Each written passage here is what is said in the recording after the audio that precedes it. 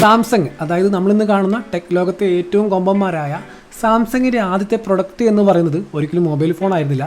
പകരം നമുക്ക് ചിന്തിക്കാൻ പോലും പറ്റാത്ത പല വസ്തുക്കളായിരുന്നു അവർ ആദ്യം സെയിൽ ചെയ്തുകൊണ്ടിരുന്നത്. ഇന്ന് നമുക്ക് സാംസങ്ങിൻ്റെ ചെറിയൊരു ചരിത്രം പറയാം. 1938 സൗത്ത് കൊറിയയിലാണ് സാംസങ് രൂപം കൊള്ളുന്നത്.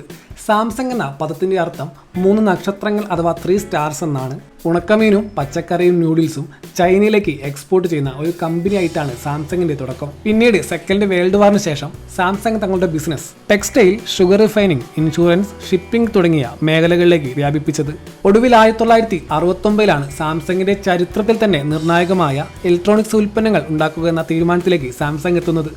സാംസങ്ങിന്റെ ആദ്യത്തെ ഇലക്ട്രോണിക് പ്രൊഡക്റ്റ് എന്ന് പറയുന്നത് ബ്ലാക്ക് ആൻഡ് വൈറ്റ് ടിവികളായിരുന്നു. 1980കളോടെ കമ്പ്യൂട്ടറും AC-യും ഫ്രിഡ്ജും പ്രൊഡ്യൂസ് ചെയ്യാൻ സാംസങ്ങിന് കഴിഞ്ഞു.